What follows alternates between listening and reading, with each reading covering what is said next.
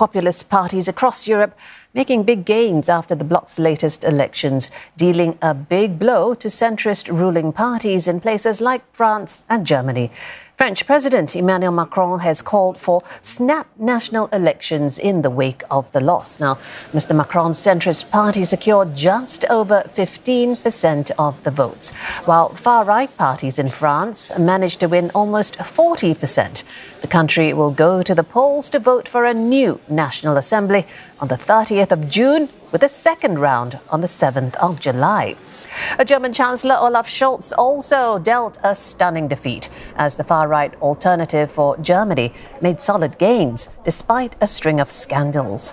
However, a government spokesperson clarified that that country is not considering snap polls. Analysts warn that the increase of far-right representation in the bloc means that it could be tougher to pass legislation to respond to security challenges, the impact of climate change, as well as competition from the US and China. We bring in Will Denselow now. He joins us live from Brussels. Will, first, what is behind that strong performance of the far-right parties?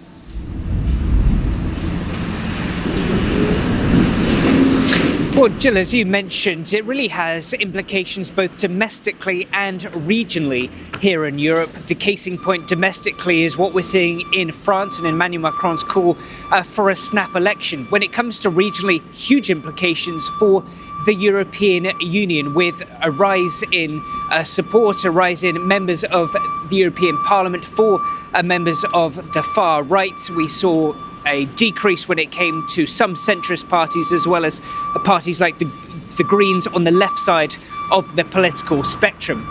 One party that has remained rather consistent, the European People's Party, Ursula von der Leyen, the European Commission President's party, the centre-right party, saw an increase in their representation, maintaining their stranglehold on the European elections. They will remain the kingmakers for the next 5 years. The real question is who they will choose as bedfellows to go into coalition with for the next 5 years.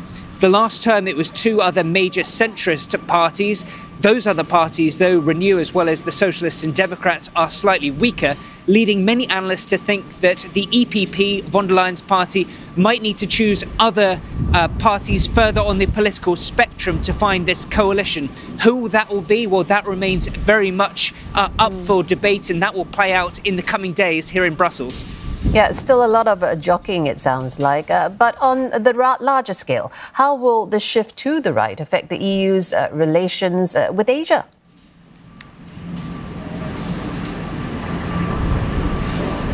Well, Ursula von der Leyen is confident that the EPP will be an anchor, as she described it. She says that she will be a bastion protecting from the extremes of both the left and the right.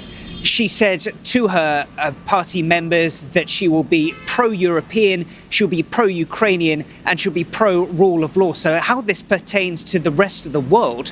Well, what we can see from some of those remarks, and the fact that Ursula von der Leyen previously has expressed a willingness to work with more right-leaning members of the political spectrum, we could see potentially more protectionism as far as Europe is concerned. There's already plenty of speculation that the EU's trade war with China could begin to take place in the coming days, potentially tariffs on things like Chinese electric vehicles that European officials say have been flooding the market here in Europe. So that potentially one example of a more protectionist stance from Ursula von der Leyen in the next 5 years here in Europe.